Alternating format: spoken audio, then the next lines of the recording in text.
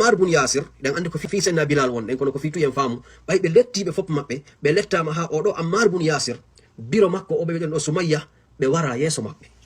Abu Jahal o tufi biro mabbe yeso mabbe kambe Ammar fi hondum fi be akitu la ilaha illallah be wi nelaado ara no tawabe wi'a isbiru ya ala Yasir fa inna maw'idukumul janna nelaado ara tawa be lettede tawa nelaado ala ko wawi Allah yamiral nelaado be darto ala kadi ko be dartoro be dara be tawa kambe nelaado be do ko wona lettirede ko sabu mabbe kambe sabu dina Allahu kan kono tawa ala ko be maka isbiru munye ko no yo yimbe Yasir munye yo be ngure Yasir fi hondum fa inna maw'idukumul janna be maki sabu fodore mon den ko aljanna be do dido kanko Ammar biro makko e be makko waraka lette don fi yo yeddo Allah bay o yi dum kanko Ammar dum do sonjimo andi tuyo biro ma e babe ma kadi non ko kanko adino natugol kadina mawbe makko be natiri kadina sabu makko kanko Ammar bay be yi mojjere e dina kan yani be yi iman on jonnon bay o yi biro makko e be makko warama ta yejjuto ko fi Bilal won den do e rebay to woni do fejjen inshallah Ammar bun Yasir bay o yi be biro makko e be makko warama Abu Jahali letti mo han Abu Jahali ni mi wolan proposante do proposition goto sa jabi on do mi accitama o wi hondum o wi yennu Muhammad madu wi'u ayalti l'islam mi accitama o woli goddo ngemum imma ko yennugol nelaado ma dum ko wi'ugol o acciti l'islam bay o woli kongol gol tay ko hondum Abu Jahali faala himo mobi yimbe ben o faala ka yo wonu be do buri mo bernde yani anko abu woni patron jo a faala ka yo gollobe maada be bure bernde wi'a be accu goddum inna be accata da faala a warayla andi si e tibi doma a addi piugol mo a pi mo han onni baba si da faala warayla mi accata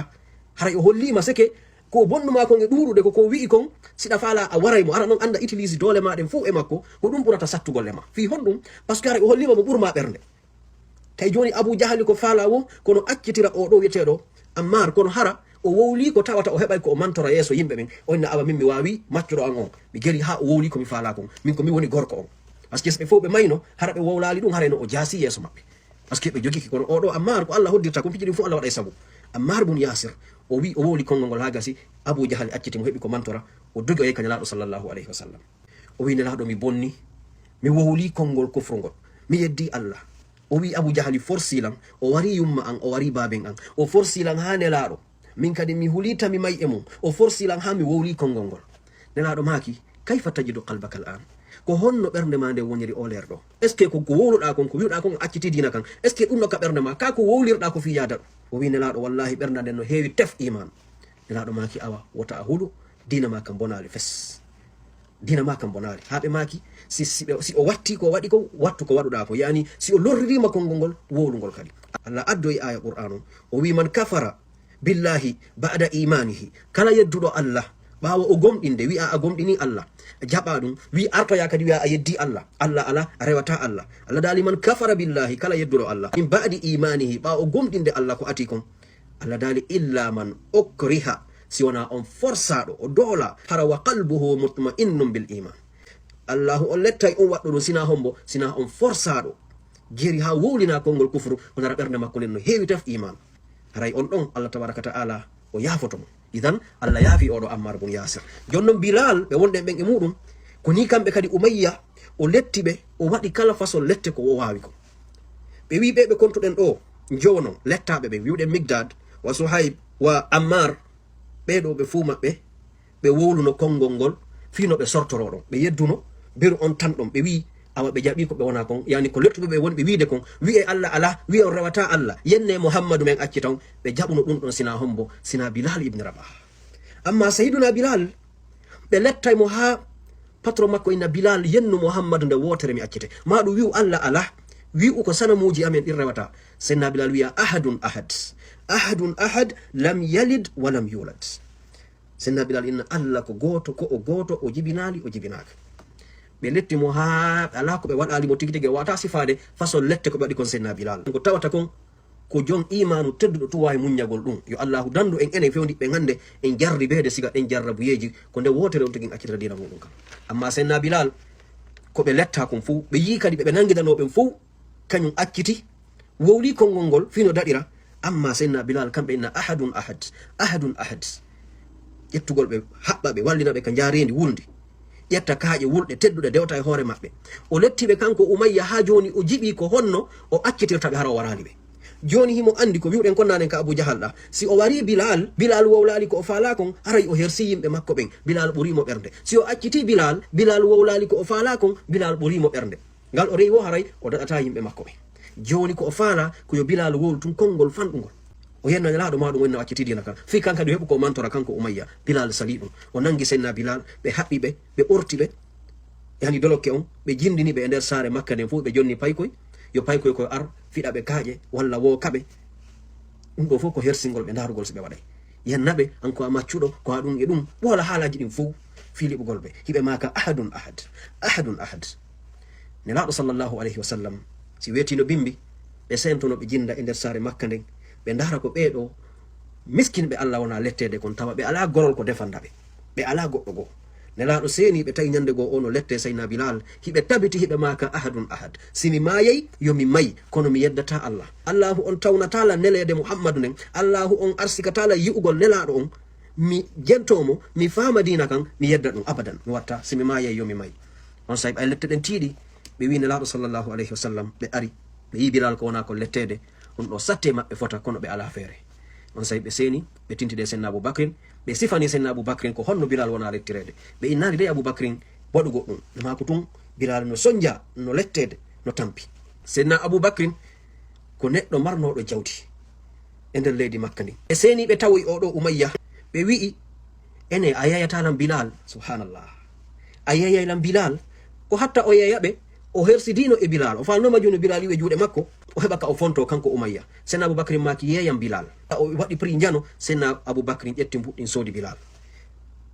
o wi kanko haysa yoɓanno ko ɓuri fanɗude mi yeyetenomo hakke ko tawi o ko fusni oya wi ɗum Umayya o wi haysa yoɓanno ko timma ɗum ɗo mi yeyetenomo par ce que o min seki hakke ko tawi o ala valeur ka an senna Aboubacrin maki wallahi si a landinoke des milliards haɗa koko mi mari kon fof landino Allah yomi yuɓu mi sooda Bilal wallahi mi soodaynomo sabu min mbiɗo andi importance makko on subhanallah ko nden ñande Allahu on hoyfinani seydna Bilal lette ko ɓe wona kon lettede ɓay senna Aboubacrin soodiɓe ɓe yaadi e maɓɓe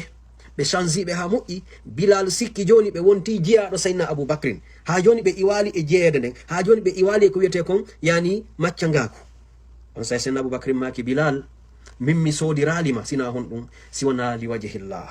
mi soodiralima sina rewɗingol ma iw hande ko a wonani hoorema free a jeeya goto jeeyama koko faalaɗa o waɗata ka faalaɗa o yahata goto controlama mi rinɗinima saabu Allah subhanallah ko ɗum waɗi siɗa ñawude ka diina wota ƴettu wi'a arabu ɓen par ce que buy ko on ɗaɓirta hakkille maɓɓe ɗen daari ko ɓe waɗi kon Bilal wona diina kam waɗi ɗum Bilal ko ɓerde keferu letti Bilal kono ko diina kam puusi kadi arabujo o yahi o sooditi Bilal o accitiɓe kadi isan ko ɗum waɗi wiwɗen a kondanata leñol fof fi ko woɓɓe maɓɓe watta kon leƴƴi ɗin fof ko Allah tagi kon fab no woodi moƴƴuɓe ha hatti no woodi bonɓe ha hatti idan ko probléme ko bakkatu kondanugol leñol fof sabu ko woɓɓe maɓɓe woni e wadde ɗum no harmi kalislam joni noon senna Bilal ɓe accitiɓe hannden kadi tawi ɓe waway joni jindugol ɓe waway yahugol ka nelaɗo ɓe jento nelaɗo sallllahu alayhi wa sallam janna ɓe yimɓe heferaɓe Makka ɓe ari wowlugol noon joni ɓe inna Aboubacrin ko soodiri o ko piiji dan no gasa hara Bilal no waɗannomo goɗɗum ñande goo ko ɗum o falamo yoɓitiro ma ɗum ko o soodiri Bilal ko fiyo formu Bilal moƴƴa Bilal gollanamo golle goo ma ɗum ko o soodiri Bilal ko fiyo ande fiyo inde makko nde wowle inna yes ko min soodi Bilal ko min ittimo nden tampere ɓe wowli ɗon senna Aboubacrin ɓe andali ko ɗon siddiqo hadihi l umma ɓay ɓe wowli ha ɓe gayni ɗum nantama julɓe ɓen nanti ɗum senna Aboubacrin nanti ɗum Allahu rabbu samawati wal arde o tippini aya seritanagol senna Aboubacrin Allah daali hon ɗum wa ma li ahadin indahu min ni'matin tujza illa ibtigha'a wajhi rabbihi l ala wala sawfa yarda ɓeɗo firoɓe qur'ana enen ɓe humpitiɗen ɓen fof hiɓe foti oɗo aya ko tippi ko fi sayduna Aboubacrin ɓawde ɓe soodude sayduna Bilal Allah wi wa ma li ahadin indahu alana hay e goto ka makko ko hino yoɓa saydna Aboubacrin ko o waɗiri kon ɗum ɗo senna Aboubacrin mara hay e hunde o tanɗini immorde e Bilal ma ɗum immorde e goɗɗo goo ala ko ɓe waɗiri ɗum ɗo sina hon ɗum sina ɗaɓɓugol ko Allah subhanahu wa ta'ala wa ma li ahadin indahu min ni'matin tujza illa ibtigha'a wajhi rabbihil a'la Allah sewditi ko senna Aboubacrin waɗiri ɗum ɗo sottiri Bilal ko fi hon ɗum ɗaɓɓugol yorde e Allah o Allah daali wala sawfa yarda pellet si Allah wino gasa wala sawfa andu ko pellet wala sawfa yarda mi yarloto mi weltanto mi weltanike déjà mi weltanto hombo Aboubacrin Siddiq idan ko ni senna Bilal ɓe hettori kaɓe wonno ɗon jon noon senna Bilal ɓe yiyeten ɗo e wi'ita o aranum ɗum o kamɓe ati noddinalngol Allah subhanahu wa ta'ala ko kamɓe woni honɗum hoorejo kala noddinɗo. ɓeɗo kadi hollugol ɓural maɓɓe ngal fiyen andu wonaɓe n'importe qui, fiyen faamu l'islam ɓantay mo faala liɓa jasina mo faala.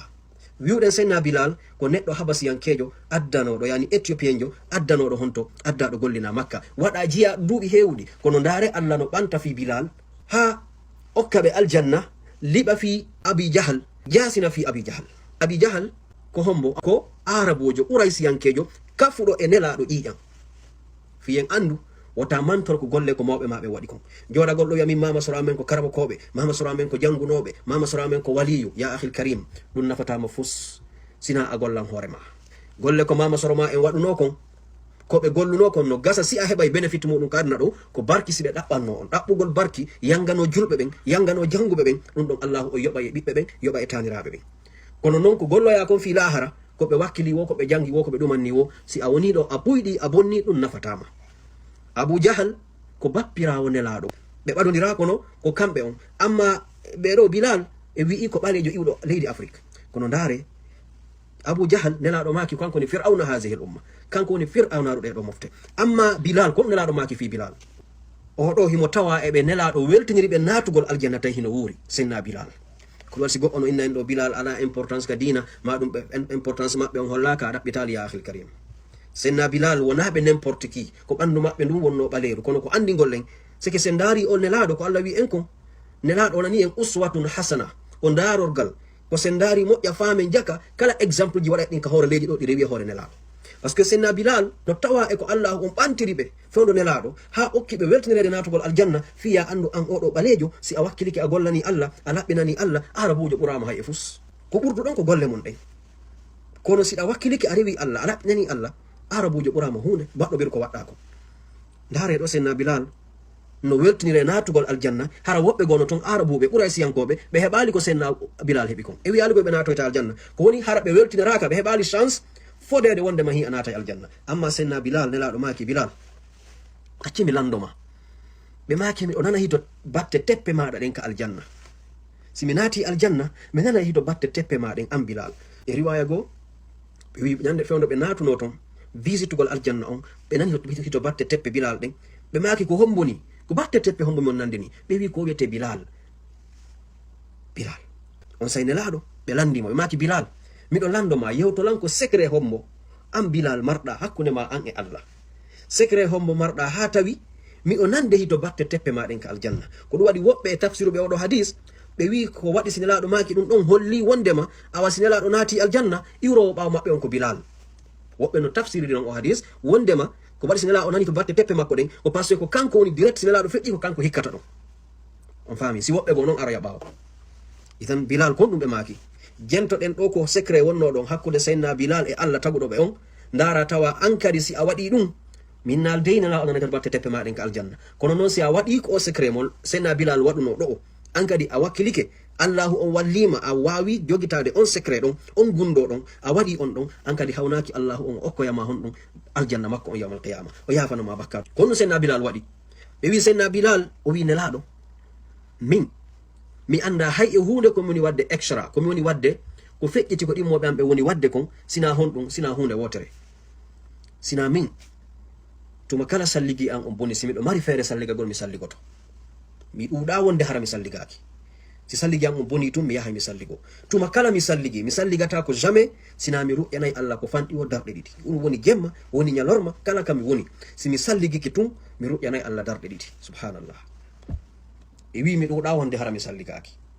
tumale kala mi salligi mi ruƴƴanayi Allah ko fanɗi o darɗe ɗiɗi secret hakkude amin menen ɗiɗo. est ce que ɗen wawi wadde ɗum musidɓe? hay sen wawata wadde tuma wo tuma, kono est ce que en wawata ƴettugol tan wonde ɗaka suudu ma ɗum woni do e place mo tawata ko a free juulugol, salligima on bona ha gasa, salligoɗa ara ruƴƴana Allah darɗe ɗiɗi fet